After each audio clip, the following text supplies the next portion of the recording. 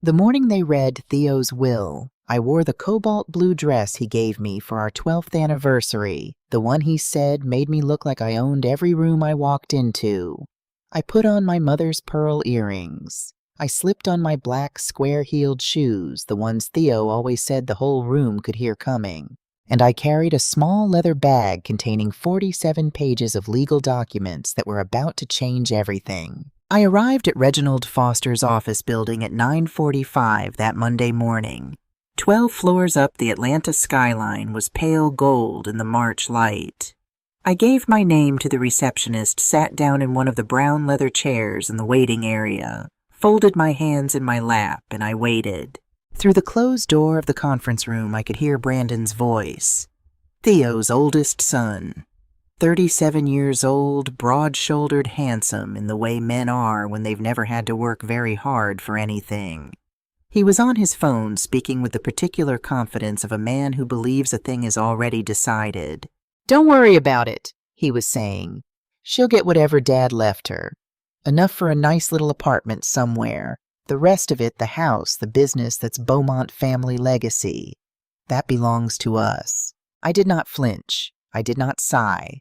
I did not look up from my hands. I just listened the way I have listened to men underestimate me my entire life, quietly, carefully filing every word away in a place where it would be useful later. Let me tell you a few things quickly so you understand where we are. My husband, Theodore Beaumont, passed away 19 days before that Monday morning.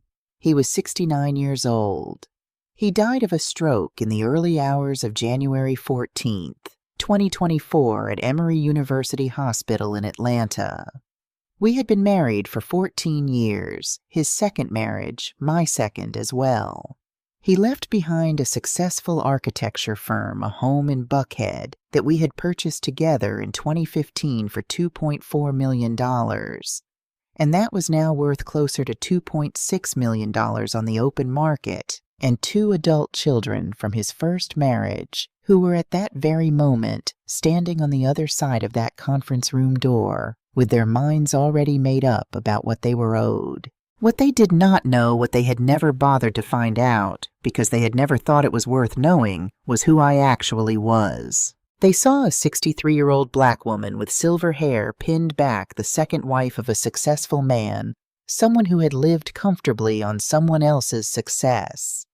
They saw a problem to be managed, a loose end to be tied up with a polite check and a sympathetic smile. They were wrong. What I am about to share with you is not really a story about a will or a house in Atlanta or a number on a balance sheet.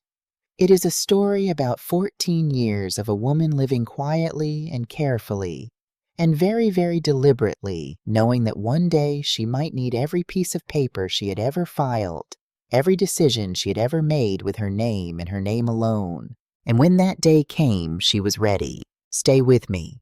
Because if you have ever been looked past, looked through, or looked over, if you have ever sat in a room while someone spoke about you, like you were furniture, this story is for you. I was born Ivana Marie Johnson in Birmingham, Alabama in 1961, third of 5 children. My father worked in a steel mill. My mother was a registered nurse who pulled 12-hour shifts and still had dinner on the table most nights. We were not poor in the way people mean when they say the word and look away from you. But we were poor in the way that means you choose every single September between new textbooks and new shoes, and you learn early that the world does not give you a margin for error. My mother used to say, and I heard her say it so many times that it became the wallpaper of my childhood, "Baby, in this country, they will see your skin before they see your degree. So you need to have something they cannot take away from you." I understood her. I was 10 years old, and I understood her completely. That something she made clear was not charm. It was not beauty. It was not the goodwill of people who could change their minds. It was documented, legal, undeniable ownership of something real. I won a mathematics scholarship in 1979 and enrolled at Howard University in Washington, D.C. I graduated in 1983 with a degree in accounting honors. Spent 7 years after that at a small auditing firm in D.C., learning everything I could about how money moves where it hides and how to protect it. I was not the most naturally gifted person in the room, but I was almost always the most prepared.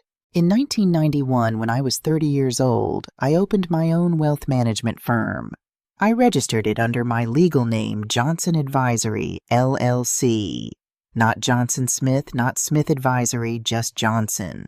My name, the one my mother gave me, the one I had carried through every room where people had doubted me. Nobody invested in me. Nobody opened a door. I built my client list the same way I had built everything else in my life, one conversation at a time, starting with Black business owners in D.C. who needed someone who understood their money without looking down at them, and working outward from there. Church communities, small business owners, families trying to do what my parents had not quite been able to do, create something that would still be there for the next generation. By 1998, Johnson Advisory LLC was managing $18 million in client assets. That is not a large number by Wall Street standards. I know that. But it was mine, every dollar of it built by my own 2 hands and my own 2 eyes watching every line of every spreadsheet. And by the time I met Theodore Beaumont a decade later, my firm had grown considerably. But I am getting ahead of myself. I met Theodore Beaumont at a charity fundraiser in Atlanta in the spring of 2008. I was 47. He was 54, 3 years out of his first marriage with 2 children, Brandon, who was 21, and already carrying himself like a man who expected the world to bend for him, and Diana, who was 17 and still figuring out what kind of woman she wanted to be. Theo was an architect. Not just a contractor who called himself one, a real architect, the kind who could explain why a room felt the way it felt, why certain buildings make people slow down and look up. He had just won a major commercial contract in Midtown Atlanta. His firm, Beaumont Design Associates, was doing well. He was tall. He had a laugh that came from somewhere real. And when I asked him early in our second conversation what he thought a fair contract looked like between a builder and a landowner, he did not flinch. He looked me straight in the eye and answered honestly. That was the thing that got me. Not the laugh, not the height, the honesty. We dated for 2 years before we married. I am not a woman who moves quickly where it matters. I needed to know, among other things, whether Theo could look me in the eye when money was on the table, whether he could hold a boundary, whether when things got complicated, and with a man who had 2 adult children and an ex-wife, things were always going to get complicated, he would tell me the truth. The answer was yes, most of the time.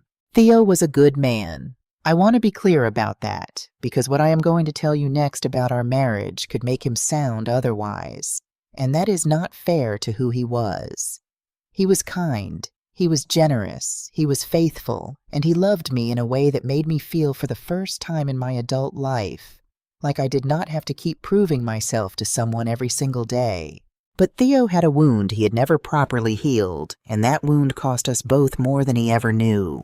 When his first marriage ended, the details of which I will not go into because they are not mine to share, Theo was consumed by guilt over his children.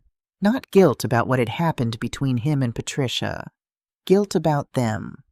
About Brandon and Diana growing up in a split home, shuttling between 2 houses, having a father who was suddenly only there on alternating weekends. And the way Theo dealt with that guilt was money. Brandon's college tuition paid in full, no questions asked. A car when he graduated. The down payment on his first apartment. Every time Brandon called with a problem that had a dollar figure attached to it, Theo signed a check. I watched it happen for 14 years. I raised it with Theo more than once, gently at first, then with more directness as the years passed. He would listen. He would nod. He would say I was right. And then the phone would ring, and his son's name would be on the screen, and he would go quiet in that particular way, and I would know that another check was coming. I did not fight him on it. It was his money to give. But I watched. And I learned. Diana was different. She was warmer, more genuinely affectionate, easier to be around. She had sent me a real handwritten note after Theo and I got married, welcoming me to the family. I kept that note. I still have it somewhere. But Diana was also someone who needed to be led, and over the years, the person who led her most effectively was Brandon's wife. Ashley Ford married Brandon Beaumont in 2017 after 2 years of dating. She was a real estate attorney, sharp-polished, the kind of woman who makes every room feel slightly more controlled than it was before she walked in. She was pleasant to me. Always. In 14 years, she never said one unkind word to my face, never raised her voice, never did anything I could have pointed to and said, "There, that is the problem." But I knew what she was almost from the beginning. I have spent my entire career sitting across the table from people who smile at you while they work out how to take something that belongs to you. Ashley Ford Beaumont was very, very good at it. She did not hate me. That would have required her to see me as an equal. She simply saw me as an obstacle between her family and an inheritance she had already decided was theirs by right. And obstacles in her experience could be removed quietly, legally, politely, if you were patient and organized enough. She was patient. She was organized. So was I. People ask me sometimes when I eventually told this story to those closest to me whether I was surprised by what happened, whether I saw it coming. I saw it coming the same way you see a storm building on the horizon. You do not know exactly when it will arrive or how bad it will be, but you know it is there, and you make your preparations accordingly. The first time I knew for certain that something was being planned, I was sitting at Theo's dinner table in March of 2019. It was a Sunday. We had Brandon and Ashley over for dinner along with Diana. Somewhere between the main course and dessert, Brandon asked his father very casually, the way you ask about the weather, what the ownership structure of Beaumont Design Associates looked like, who held what percentage, whether Theo had thought about succession. Theo answered vaguely the way he always did when a conversation made him uncomfortable. He talked around it, changed the subject, and I watched Ashley smile. It was a small smile, the kind most people would not have noticed. Just a slight curve at one corner of her mouth aimed at her husband, a smile that said not yet but soon. I have sat across the table from enough people in enough negotiations to know what that smile means. I filed it away. November of 2020. I came downstairs one morning and found a document on Theo's desk, a partnership agreement that had already been signed. He had given Brandon a 15% stake in Beaumont Design Associates, formalized as a business advisory relationship. When I asked him about it, he said, "I want Brandon to have something to build on when I'm gone." I said, "That's a generous thing to do, Theo." I did not say anything else, but I read every line of that agreement before I went to bed that night. June of 2022. Theo was diagnosed with prediabetes and high blood pressure. Nothing immediately alarming, the doctor said, manageable with medication and lifestyle changes. Within 2 weeks of that diagnosis, Brandon called and offered to help his father get his finances organized. In 30 years in Theo's entire adult life, Brandon had never once volunteered to sit down and talk through his father's financial affairs. Not once. I was in the room when he made the offer. I sat very still and said nothing. And afterward, when Theo had gone to bed and I sat alone in the kitchen with a cup of tea, I thought the clock just started. 3 months later, in September of 2022, I made an appointment at the office of Reginald Foster. Reg had been my personal attorney since 2004, years before Theo and I met, years before any of this. He was not Theo's lawyer.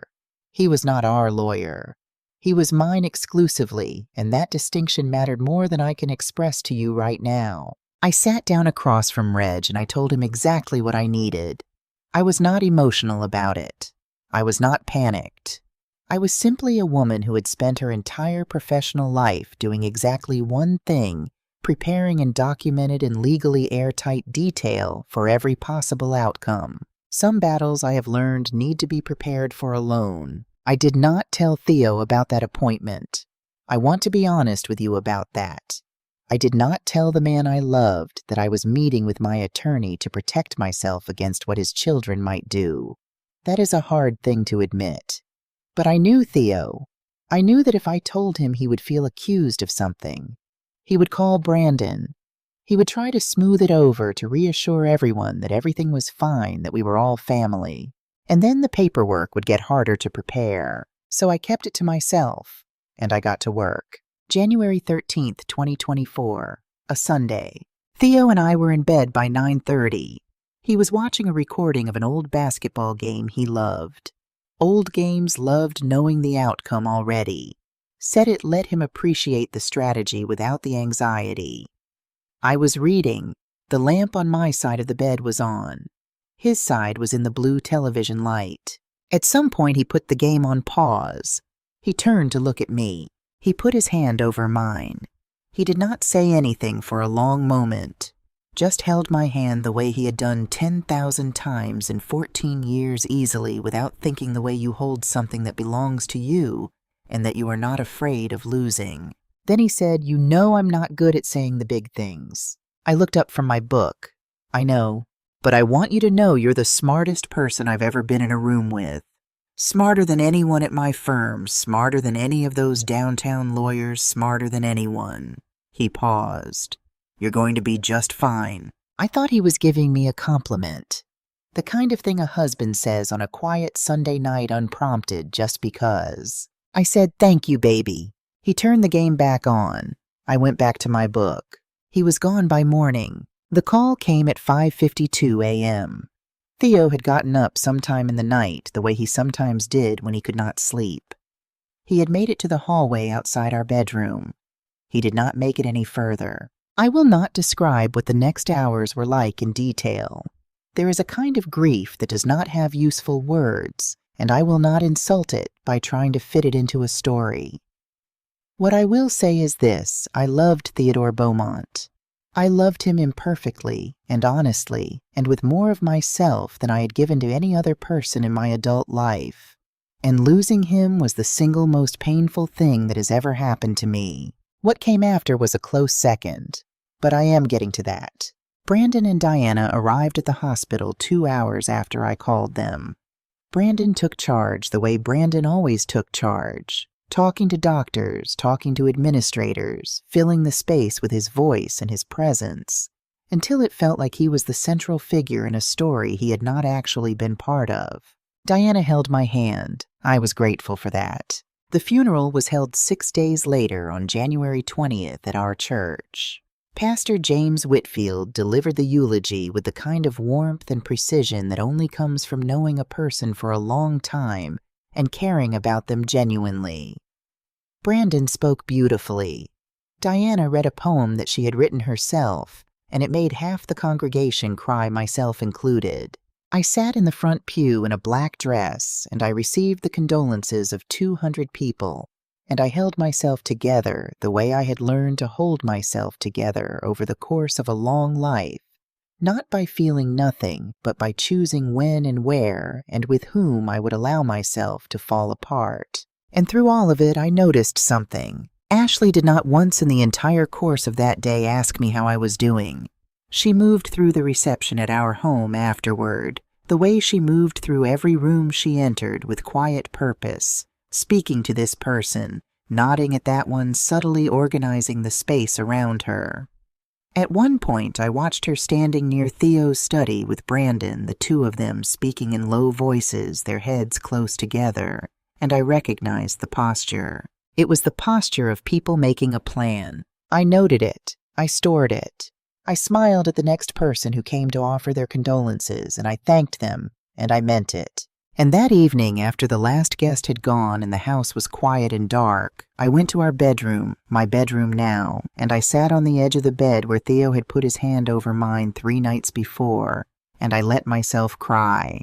Not because I was afraid, not because I did not know what was coming, because I missed him, because the room was very quiet.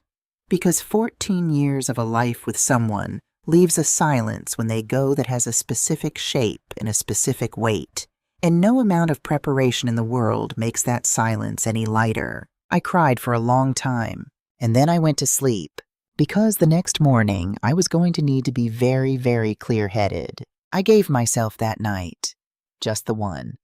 And then I got up, made coffee, and waited for what I knew was coming. 3 days after the funeral, Brandon called and asked if he could come by the house. He said he wanted to check on me. He said he thought it might help to talk through some practical matters as a family while everything was still fresh. I said, of course. Come Thursday. I'll make coffee. He came Thursday morning, but he did not come alone. He brought Ashley. He brought Diana. And Ashley brought a manila folder, the kind with a metal clasp and plastic tabs organized by section, the kind you prepare in advance when you want a conversation to feel spontaneous, but need it to go exactly one particular way. The 4 of us sat in the living room. My living room. The room where Theo and I had spent 14 New Year's Eves, where we had argued about whether to replace the sofa where I had read to him from the newspaper on Sunday mornings, because his reading glasses were always in the wrong room. Ashley set the folder on the coffee table. She opened it with this practiced ease of a woman who had done this before, who had sat across from other people in other rooms and laid out documents, and watched people realize that the conversation they thought they were having was not the conversation that was actually happening. "Ivana," she said, and her voice was warm, careful, the voice of someone who has rehearsed warmth. "First of all, we want you to know how deeply we all feel this loss. Theo was everything to this family, and we want to make sure that everyone is protected during this transition." I looked at her. I nodded.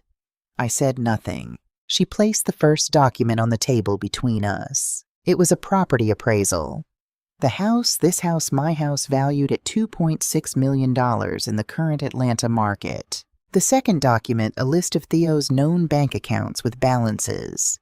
$340,000 total across 3 accounts. The third, a financial summary for Beaumont Design Associates. 2023 revenue, $1.2 million.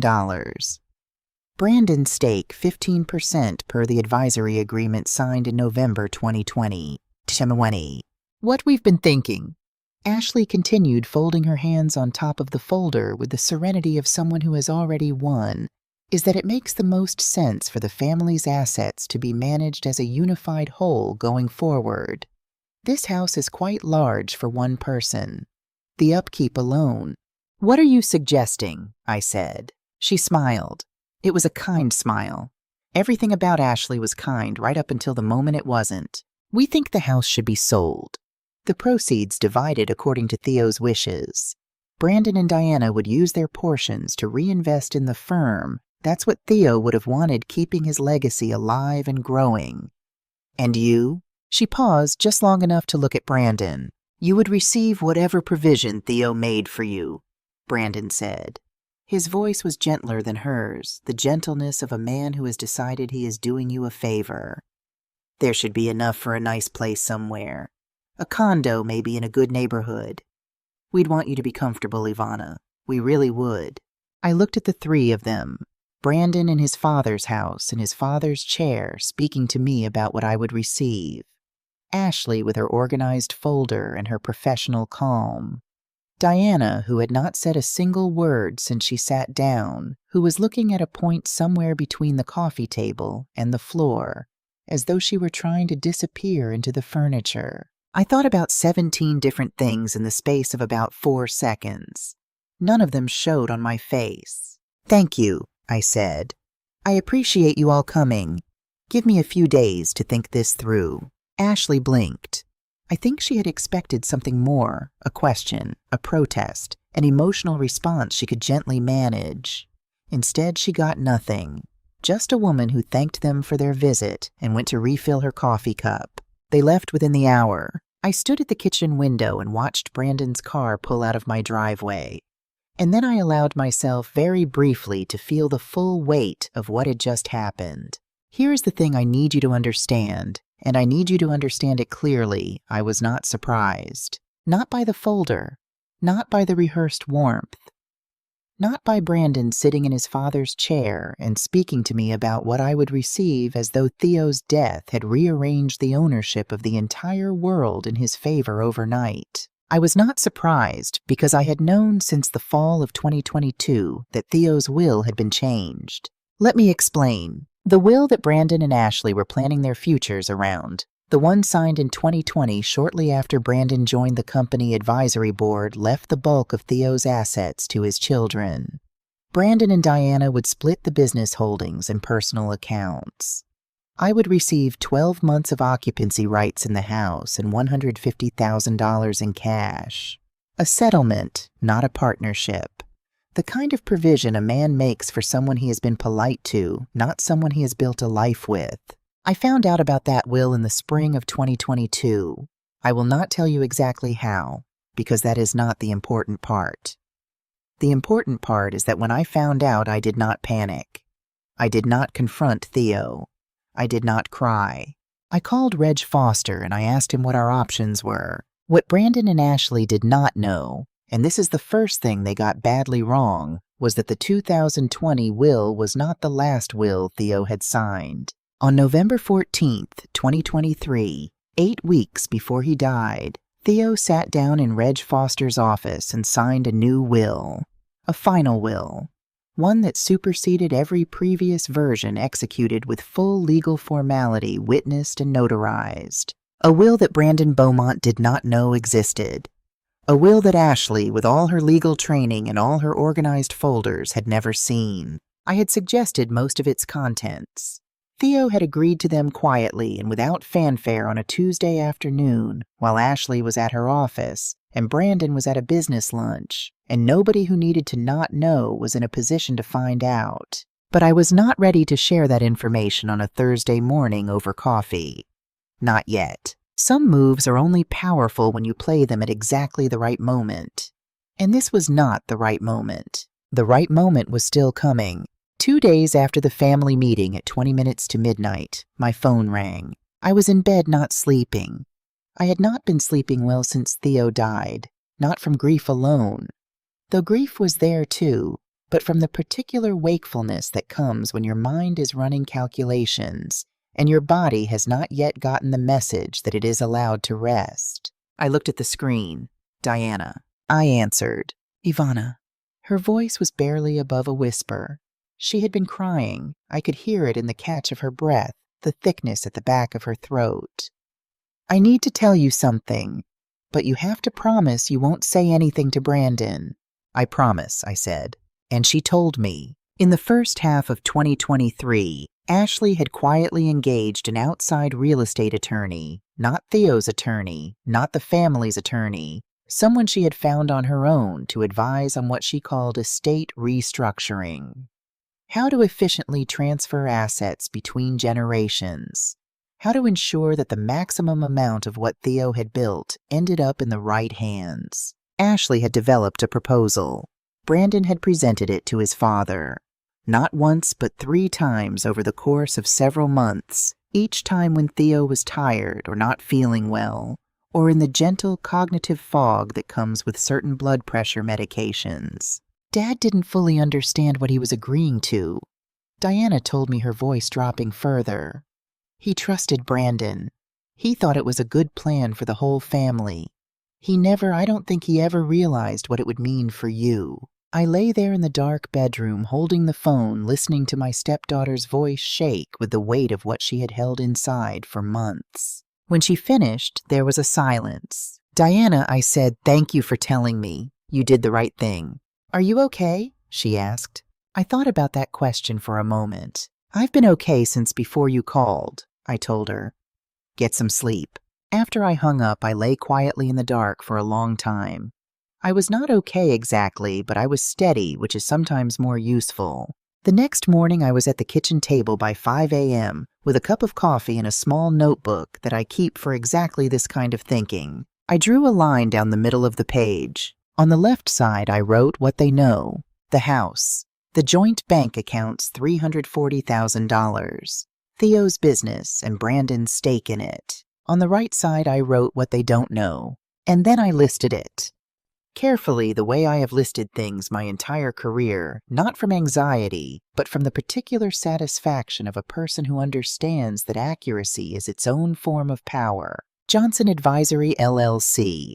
Registered in 1991 under my legal name, Ivana Johnson. Never renamed, never restructured, never linked to any account bearing the name Beaumont. My wealth management firm still operating, still generating income, still entirely mine. First National Bank. A personal account I had maintained independently since long before I met Theo. Current balance $890,000. 3 rental properties. One on Chandler Road in Decatur valued at $485,000. One on Stone Mill Drive in Stone Mountain, $390,000. One on Valley Creek Lane, also in Decatur, $410,000. All 3 held by Johnson Advisory, LLC. All 3 generating combined monthly rental income of $8,400. None of them searchable under the name Beaumont. My SEPIRA, a self-employed retirement account. $420,000 in retirement funds accrued over 30 years of self-employment. My investment portfolio.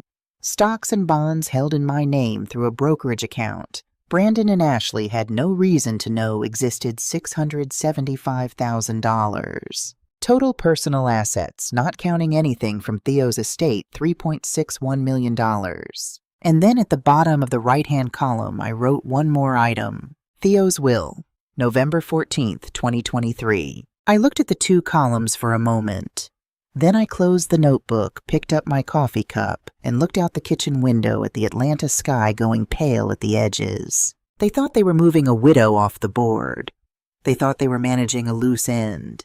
They did not know they had never seen the board. I called Loretta Hayes at 8 o'clock that morning. Loretta has been my best friend for 40 years. We met in Washington in 1984, the year after I graduated from Howard, when we were both young black women in professional jobs that did not yet fully believe we belonged in them, and we have been talking to each other through every significant thing that has happened to both of us ever since. She answered after half a ring. Ivana, are you sleeping? I've been up since 5, I said. Laura, I need to talk.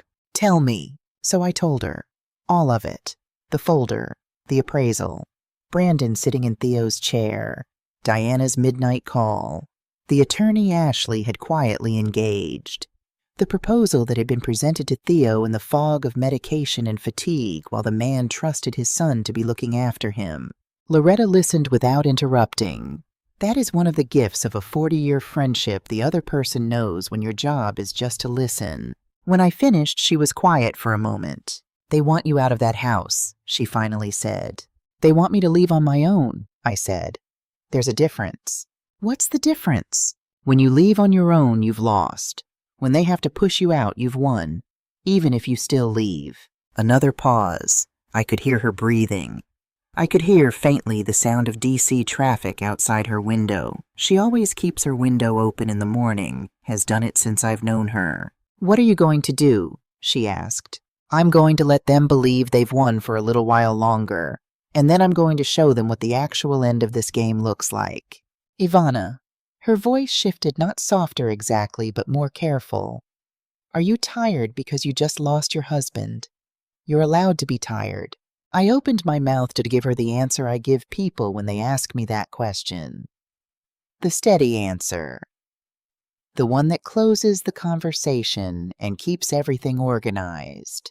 And then I didn't. I sat there at my kitchen table with the notebook closed in front of me and the coffee getting cold, and I let something loosen that I had been holding very tightly for a very long time. I'm tired, Lore, I said, and my voice came out smaller than I intended. I'm so tired. I miss him.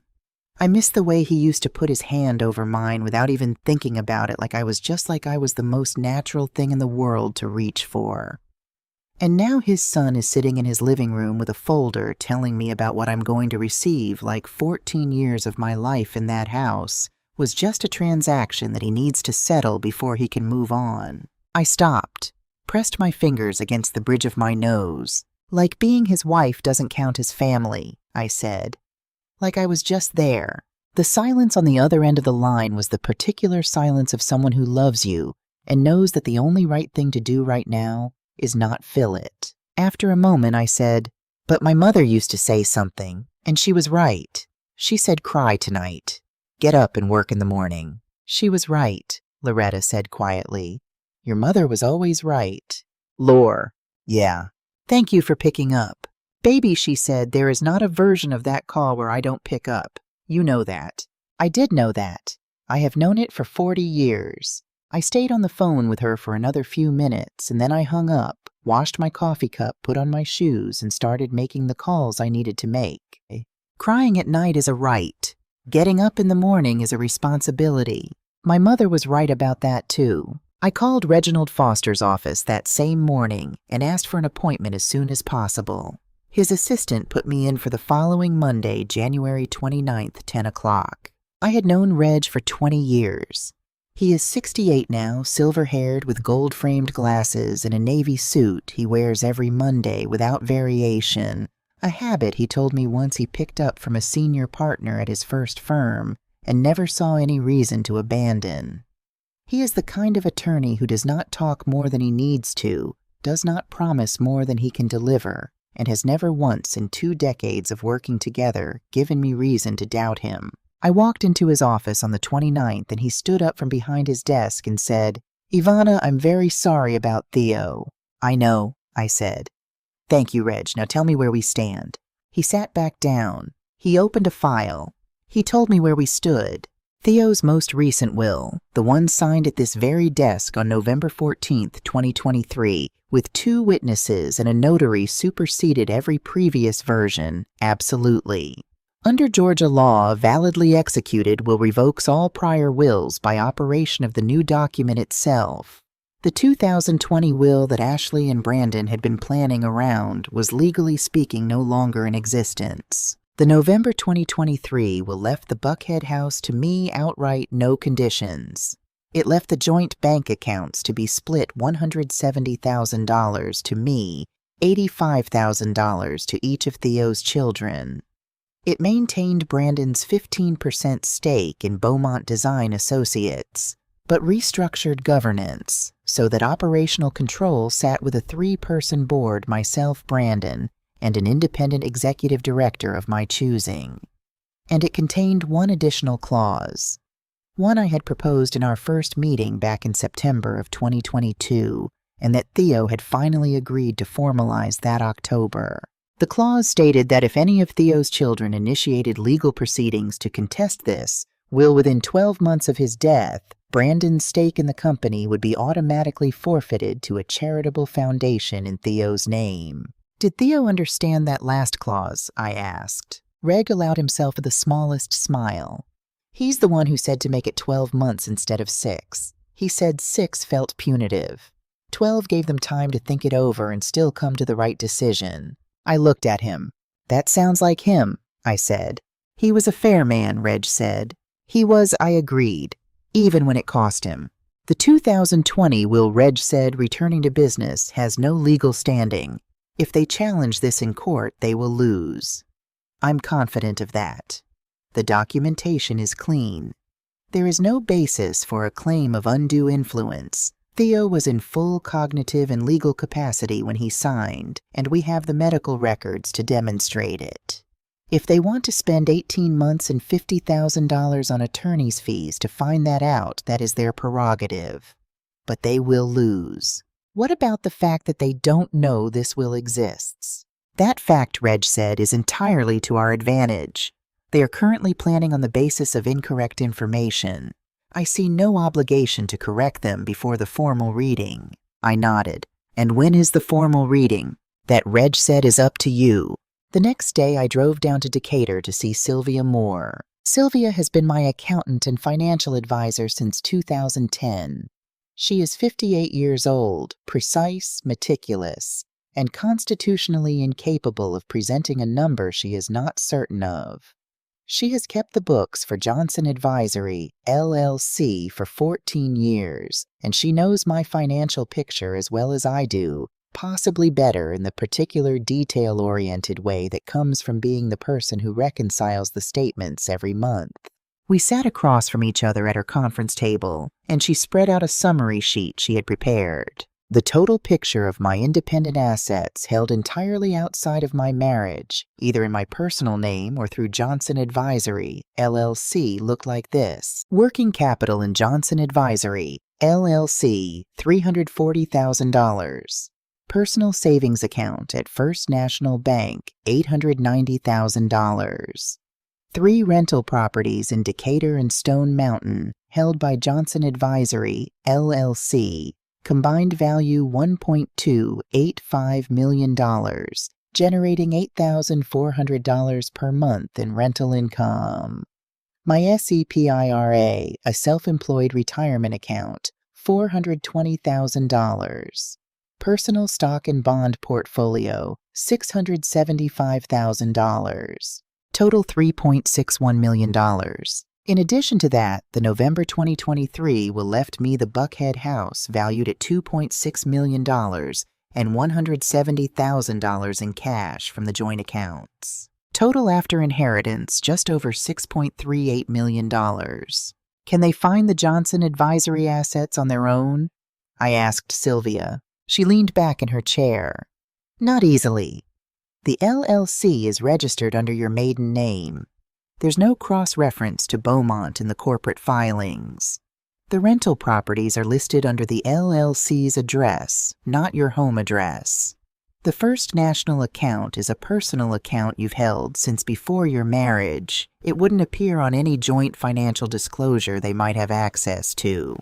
So right now today, what do they think my financial situation is? Sylvia looked at me for a moment with the expression of someone choosing words carefully. They think she said that you are a 63-year-old woman who lived well on her husband's income and will now need to figure out how to live somewhat less well on a one-time inheritance. They probably think you have somewhere between $100,000 and $200,000 in personal savings. The kind of money a wife accumulates from household budgets and birthday gifts and being careful. She paused. The kind of money, she added, that makes you grateful for whatever they offer you. I looked at the summary sheet on the table between us. At the number at the bottom. Good, I said. Sylvia looked at me for one more second. Then she nodded, gathered her papers, and said, Do you want me to start preparing the disclosure package for the formal reading? Yes, I said. Make it thorough. I want every number documented, every asset sourced, everything clean and undeniable. When do you need it? Let's say the first week of March. From the 1st of February through the end of the month, I did something that required more discipline than anything else I have ever done. I acted normal. I went to Brandon and Ashley's house for dinner once on a Friday, once on a Sunday. I sat at their table and I ate their food, and I listened to Ashley talk about renovation plans for the Buckhead house as though it were already hers. She had opinions about the kitchen. She had opinions about the master bedroom. She spoke about what she was going to do with Theo's study with the comfortable specificity of someone who has stopped thinking in terms of if and started thinking entirely in terms of when. I said very little. I asked polite questions. I admired the dish she had made. When Loretta asked me later how I had managed to sit through those dinners, I told her, Lore, I've spent 30 years in rooms where people were saying things that made me want to get up and leave. And I stayed because the information was worth more than the comfort. I've had practice. I went to church every Sunday and spoke with Pastor Whitfield, who knew enough about my situation to understand that my calmness was not indifference, and my patience was not passivity. He prayed over me every week with the quiet certainty of a man who believes that the right things come to people who do the right things in the right order. I met with Diana twice at a small coffee shop on the far side of town from Brandon's neighborhood. I listened to her. I let her talk. She was carrying an enormous amount of guilt, and guilt of that kind, the kind that comes from standing by while someone you care about is wronged, has to go somewhere, and I figured it was better for it to come to me than to have it push her further into the corner Ashley had built for her. I did not ask Diana to do anything. I did not ask her to testify, to produce documents, to take any kind of action. I just let her talk, and I listened.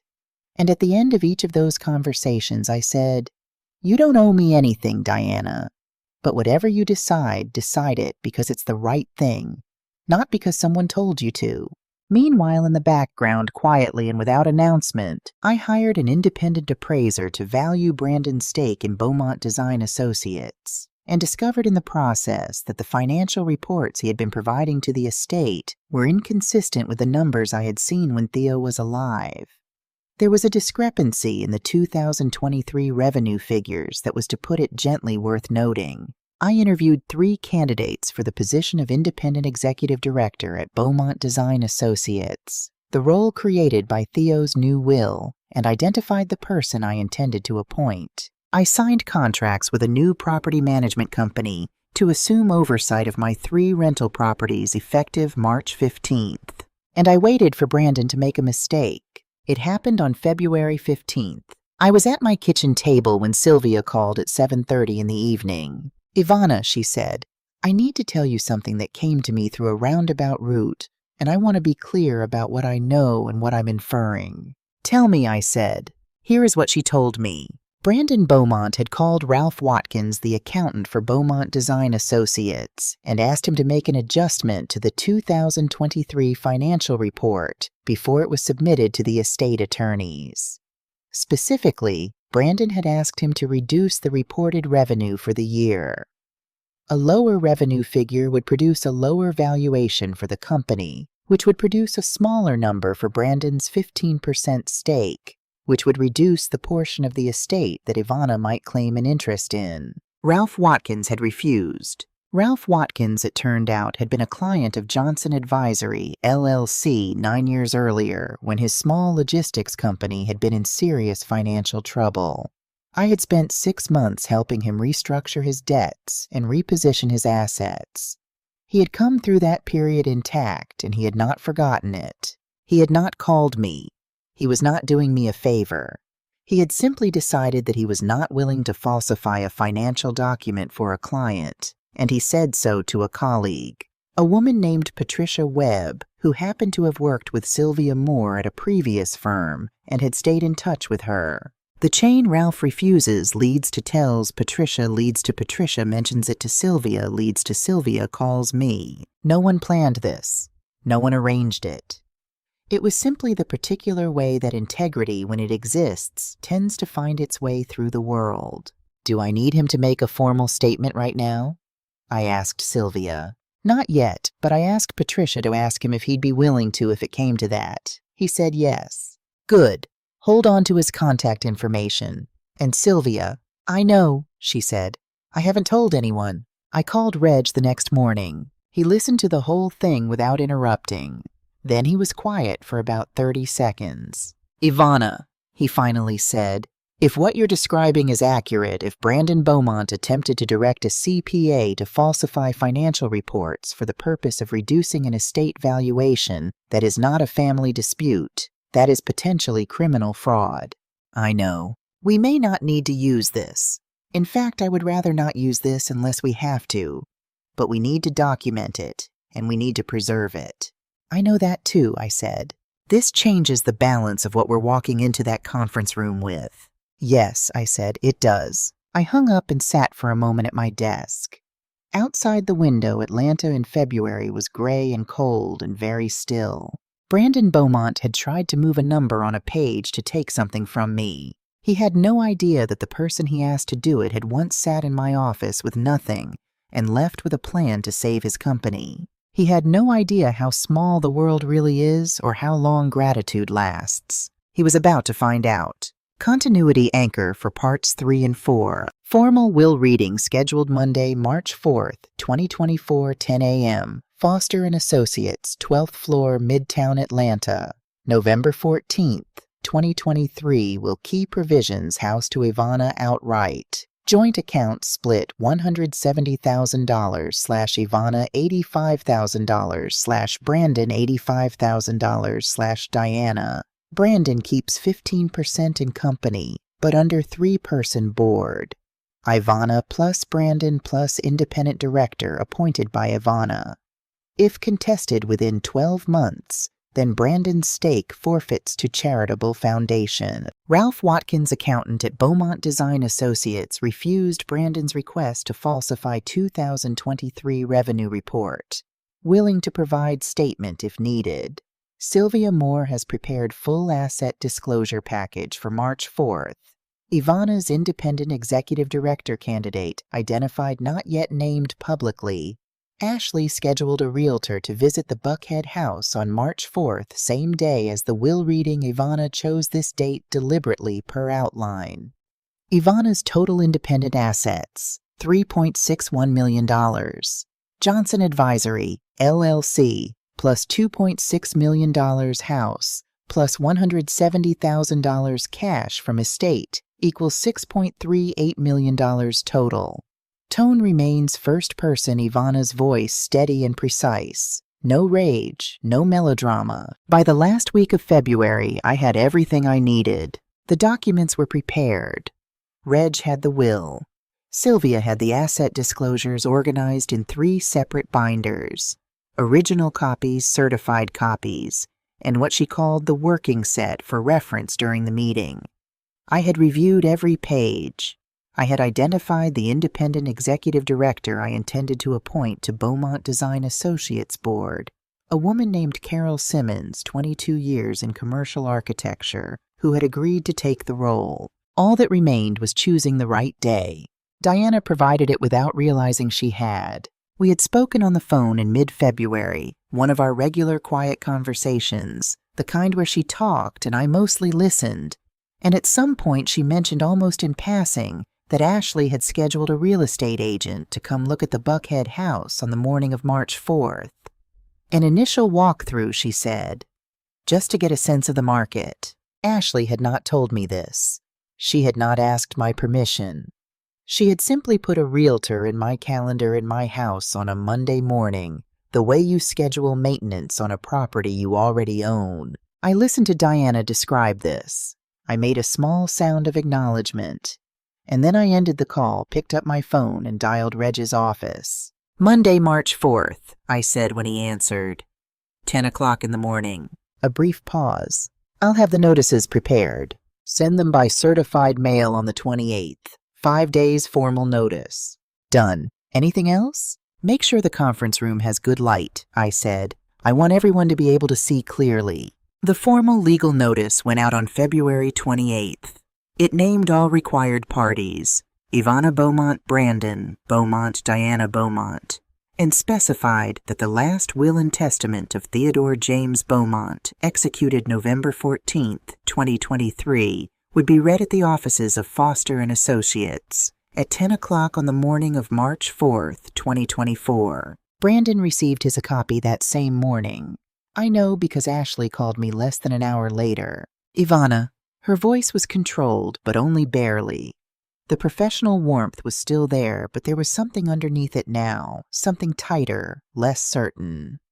We received a notice from Reginald Foster's office. We already have our own legal counsel managing Theo's estate. I'm not sure this additional proceeding is... Ashley, I said, keeping my voice even and unhurried. That isn't an invitation. It's a legal notice. Under Georgia law, all named beneficiaries are required to be present for the formal reading of the controlling will. If Brandon doesn't attend the court, we'll proceed in his absence. 2 seconds of silence. We'll be there, she said. I'll see you Monday, I said. And I hung up. 3 days before the reading on the afternoon of Friday, March 1st, a man named Kevin Aldridge walked into Sylvia Moore's office in Decatur. He was polite. He had a business card. He said he was conducting research related to the estate of Theodore Beaumont and that he had a few questions about an entity called Johnson Advisory, LLC. Sylvia looked at his card. She looked at him. She said, please contact Mrs. Beaumont's attorney directly, and she gave him Reg's card. And then she walked him to the door and closed it. 15 minutes later, she called me. Someone hired a private investigator, she said without preamble. I sat down. What did he ask about? The LLC, the rental properties. He mentioned the name Johnson Advisory specifically so they know the company exists. He didn't ask about the First National account either. They don't know about it, or they're saving that for later. I looked at my watch. 72 hours until the reading. Are the rental property documents backed up off-site? Encrypted cloud storage and a hard copy at my house. Nothing at the office that isn't also somewhere else. Good. Don't change anything at the office. Don't move anything, don't reorganize anything. Let it look exactly like a normal Friday afternoon. Understood. And Sylvia, thank you. I called Reg immediately after. I know, he said before I could explain. Aldridge called my office about 20 minutes ago as well. I told him that all inquiries regarding Mrs. Beaumont's assets should go through me, that everything is properly documented and tax compliant, and that if he had further questions, he was welcome to submit them in writing. Can they use whatever he found to delay Monday? They can try. They have no legal basis. Discovering that you have independent assets is not grounds for postponing a will reading. It's just information. Information they're going to receive Monday morning regardless. I stood at my kitchen window looking out at the February afternoon. Atlanta in late winter, the light pale, the trees still bare, everything waiting. Reggie. Yes. You know what I'm most afraid of in all of this. It isn't losing. What is it? It's Diana, I said. It's that after Monday, she won't know how to find her way to the other side of this. That she'll get pulled back in by Brandon out of habit or guilt or just because it's easier. I can protect everything on paper. I can't protect her from making the wrong choice. Reg was quiet for a moment. No, he said, you can't, but you can make sure she knows what the right one looks like. That's what Sunday is for, I said. Saturday, March 2nd. A coffee shop on the east side of Atlanta, the kind of place with worn wooden tables and no background music and good strong coffee, far enough from Brandon's neighborhood that the chances of running into anyone who knew either of us were slim. I arrived 10 minutes early. I ordered a latte and sat in the back corner where I could see the door. Diana came in at exactly 10 o'clock, which told me she had been thinking about this meeting since I asked her to come. When you arrive exactly on time, you have been watching the clock. She looked tired. There were shadows under her eyes that had been there since the funeral and had not gone away. She was wearing a blazer over a plain shirt, the kind of outfit you put on when you want to look composed but do not quite feel it. She sat down across from me and said, "Does Brandon know we're meeting?" "No," I said, "and I'm not going to tell him." She let out a breath. "I'm scared, Ivana." "Of what?" "Of I don't even know. Of being wrong. Of being right. Of Monday. Of what happens to my brother after Monday. Of what happens to us." She stopped. I don't know whose side I'm on. I looked at her across the table.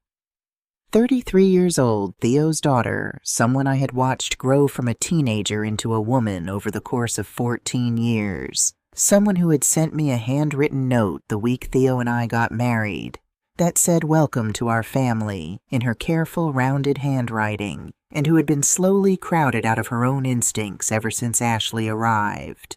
"Diana," I said, "I'm not asking you to be on my side." She blinked. That was not what she expected. "I'm not asking you to testify or to produce documents or to say anything to anyone about anything you've told me in the past few weeks. I'm not asking you to choose between me and your brother. None of that is what this is." "Then what is it?" she asked.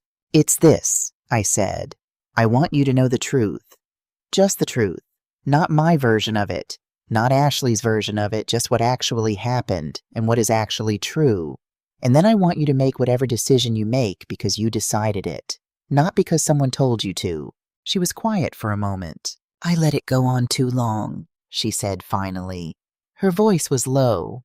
"I knew something was wrong with how they were treating you, and I kept telling myself it wasn't my place, or that maybe they were right about the house being too big, or that—" "Diana." She stopped. "You were scared," I said. "Being scared is not a character flaw. Being scared and choosing wrong anyway and knowing it and doing it again, that is something different. You haven't done that. You called me. You told me the truth when it cost you something." She looked at the table. "Monday," she said. "Do you need me there?" "I don't need you for anything," I said. "Monday is between the attorneys and the law, but if you want to be there, the door is open." She nodded slowly. Then she picked up her coffee cup with both hands, the way she used to do as a teenager, and she looked at me over the rim of it. "Ivana, are you going to be okay after all of this? I mean, not the legal part. Just are you okay?" I thought about that question for a moment. "I'm going to be exactly what I've always been," I said. "I'm going to be fine." Sunday, March 3rd. I went to church in the morning. Pastor Whitfield conducted the service with his usual unhurried grace. And afterward, when most of the congregation had moved toward the fellowship hall for coffee, he found me near the side door. "I'll be praying for you tomorrow," he said. "Thank you, Pastor." He looked at me for a moment with the particular attention of a man who has spent 40 years in pastoral care and knows the difference between a person who is fine and a person who is holding themselves together through discipline. "Ivana," he said, "do you think Theo knew? Not just what he was leaving you, but who he was leaving behind." I thought about that. He said the night before he died, "You're going to be just fine." I thought he was being sweet. Now I think he meant it as a statement of fact. Pastor Whitfield smiled. "That sounds right." In the afternoon, I called Loretta. She answered on the first ring. "You nervous?" she asked. "A little," I said. "Not about losing. I'm not afraid of losing." "Then what?" "I'm afraid of saying the wrong thing in that room, of being too hard or not hard enough, of walking in there and letting it become something it shouldn't be." "Then don't let it," she said. "You know what you need to say.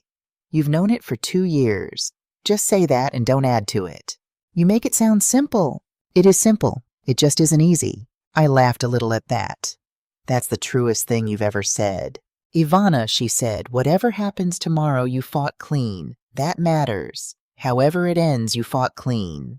"I know. Wear something good." Obviously. That evening, I sat alone at the kitchen table in the house that Theo and I had made our home for the past 9 years. The table he had bought in 2016 over my mild objection. I thought the wood was too dark.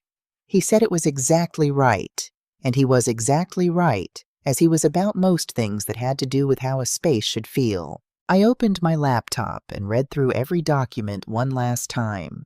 Not searching for errors, I had read them enough times to know there were none. I just wanted them to be real in my hands one more time before tomorrow made them official. The November 2023 will. The Johnson Advisory Asset Summary. Ralph Watkins' written statement, 3 paragraphs in his own measured language, describing what Brandon had asked him to do and what he had refused. The summary of Kevin Aldridge's visit to Sylvia's office. The appointment letter for Carol Simmons as independent executive director ready to be formalized. 47 pages. I closed the laptop. I made a cup of tea.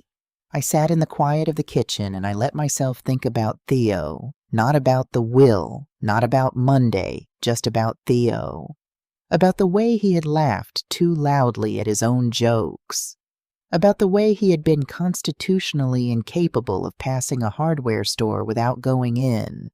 About the fact that for 14 years I had woken up next to someone who made me feel simply and without complication like I was exactly where I was supposed to be. People talk about revenge like it's supposed to feel like fire, like you are supposed to burn with it live or carry it around like something that keeps you warm. It doesn't feel like that. Not to me. Sitting there in my kitchen on the night before everything changed, what I felt was not heat. It was something quieter. It was the particular stillness of a person who has done everything that could be done and is now simply ready for what comes next. My mother always said, "You don't need to be the smartest person in the room. You need to be the most prepared." I thought, Mama, I tried to be. I washed my cup, turned off the kitchen light, set my alarm for 6. Tomorrow, Atlanta was going to hear my heels on the marble floor of the 12th floor of a building in Midtown, and they were going to know I was coming. Monday, March 4th, 9:45 a.m. I wore the cobalt blue dress, the one from the opening of this story, the one Theo gave me, the one he said made me look like I owned every room I walked into, my mother's pearl earrings, my black square-heeled shoes. I gave my name to the receptionist at Foster & Associates, rode the elevator to the 12th floor. Reg was waiting for me at the elevator bank navy suit, gold glasses, the expression of a man who has been doing this for 30 years and still cares about doing it right. "Ready," he said. "I've been ready," I said, "since September of 2022. The conference room was bright with March morning light.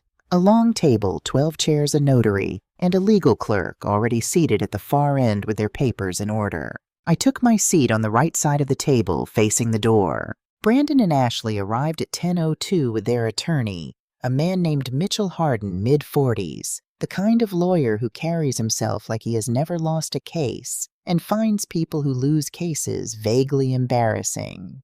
He set his briefcase on the table and opened it with the brisk efficiency of someone who expects to wrap this up quickly. Diana came in at 10:04. She came alone. No one with her. She walked to the table, looked at the chairs, and sat down on my side. Not Brandon's side, mine. Brandon looked at her. Diana looked back at him steadily, without apology, without explanation. Something had shifted in her between Saturday morning and this moment, and I understood it, even if I could not have named it precisely. She had made her decision. She had decided who she was going to be.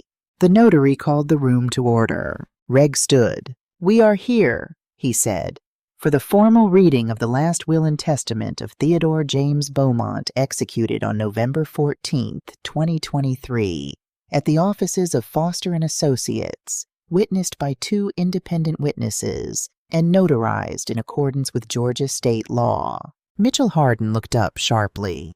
"Counselor, my understanding is that the controlling document is the 2020 will. Your understanding," Reg said pleasantly, "is about to be updated."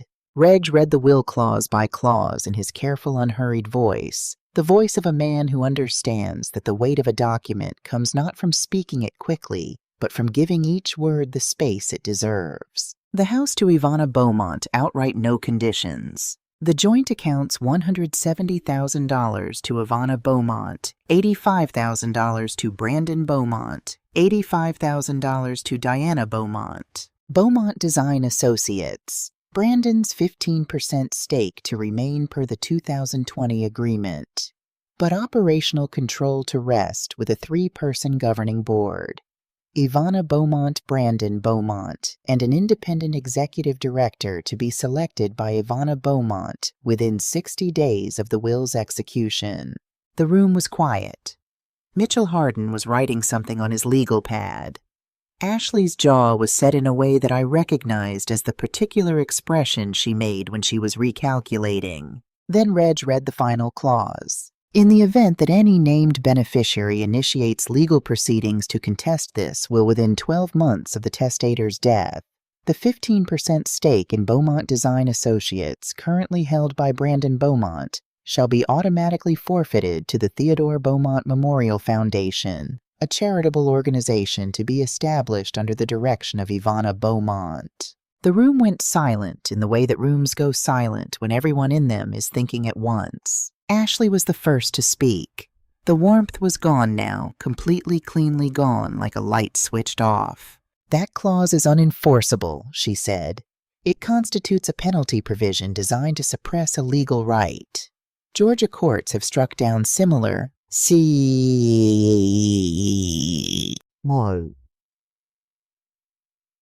Mrs. Ford Reg said, "Georgia courts have in some cases struck down penalty provisions in wills, yes. They have not done so uniformly, and they have specifically upheld clauses like this one, when the underlying will is sound, the testator's intent is clear, and the clause is proportionate to the estate's overall structure. I am confident in this clause's enforceability. If you would like to test that confidence in court, you are welcome to do so." "And if we prevail," Mitchell Hardin said. "If you prevail, the clause has no effect, and Brandon receives his stake under the prior arrangement.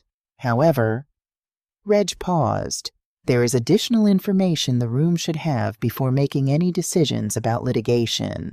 He looked at me. I reached into my bag and placed 2 documents on the table. The first was a 1-page summary of Kevin Aldridge's visit to Sylvia Moore's office, including the date, the specific questions he had asked, and Sylvia's documented account of the exchange. The second was Ralph Watkins' written statement, 3 paragraphs signed and dated, describing in precise and unremarkable language what Brandon Beaumont had asked him to do in February of this year, and what he had declined to do and why.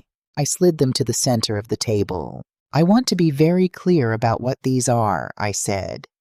"They are not accusations, they are not threats. They are a record of events that occurred, documented by the people who witnessed them, preserved in case they become relevant." I looked at Mitchell Hardin. Whether they become relevant is entirely up to your clients. The room was very quiet. Brandon was looking at the second document. His face had gone through several expressions in the span of about 4 seconds, none of them comfortable. Ashley had gone still in the particular way that very controlled people go still when the thing they were controlling has come undone. She looked at her husband. He looked at the table. I stood up, not dramatically, not slowly. I simply stood the way you stand when you have said what needs to be said in the room where it needed to be said, and it is time to go. I looked at Brandon first. Your father was a good man, I said. He loved you. He didn't always love you wisely. He gave you things when he should have given you boundaries, and he paid for that in ways you probably don't fully understand yet. But he loved you completely, and he was proud of you in the way that fathers are proud of their oldest sons, and that was real. Brandon looked at me. His expression had changed. The calculation was gone, and what was underneath it was something younger and less certain. I am not your enemy, I said. I have never been your enemy. I am the woman who loved your father for 14 years and who built a life with him in good faith, and all I am doing right now is making sure that what he wanted is what happens. That's it. That is the entire sum of what I want. I turned to Ashley. Ashley, I know you love your husband. I know you were trying to take care of your family. I don't believe you are a bad person. I believe you are a person who decided that what you wanted was more important than what was fair, and then you were very organized about pursuing it. I held her gaze for a moment. You are a smart woman. I'd like you to apply that intelligence to building something that belongs to you rather than acquiring something that doesn't. I looked at Diana last. She was sitting very straight, her hands folded on the table in front of her, her eyes red but dry. She had not looked away from me since I stood up. Diana, I said, thank you for coming. That was all. She understood what I meant. I picked up my bag. I nodded once to Reg. I'll leave you all to discuss whatever needs discussing, I said. Reg will make sure everything is properly distributed. I hope everyone has a peaceful morning. I walked to the door. I opened it. I stepped into the hallway, and my heels came down on the marble floor one step, then another, the way they always do, clear and deliberate and unhurried. Theo always said the whole room could hear me coming. He was right about that, too. I did not look back. Brandon and Ashley did not contest the will. I found out later through Reg that Mitchell Harden had advised them against it within 48 hours of the reading. The combination of the November 2023 will's legal soundness, the forfeiture clause, and the existence of Ralph Watkins' statement had made the litigation calculus straightforward. The probability of winning was low, the cost of trying was high, and the potential exposure created by Watkins' account, if it became the subject of discovery in a civil proceeding, was a risk that no competent attorney would advise a client to accept. They signed the acknowledgement documents 2 weeks after the reading. Brandon received his $85,000 and retained his 15% stake in Beaumont Design Associates. He remains on the advisory board. He and Carol Simmons, the independent director I appointed, have had by all accounts a professional and workable relationship. I do not know whether Brandon has made peace with what happened. That is his work to do, not mine. Ashley I have not spoken to since the morning of the reading. Diana called me 6 weeks later on a Tuesday afternoon in mid-April. I want to start over, she said. I don't exactly know what that looks like, but I want to try. Then let's try, I said. Come have lunch. We have had lunch every month since then. We talk about her job, about what she wants to do next, about her father. Sometimes she cries. Sometimes I do too. We are figuring out what we are to each other now that the crisis is over, and we have to just be people again. It is going better than I expected. The house in Buckhead is still mine. I have not changed much in it.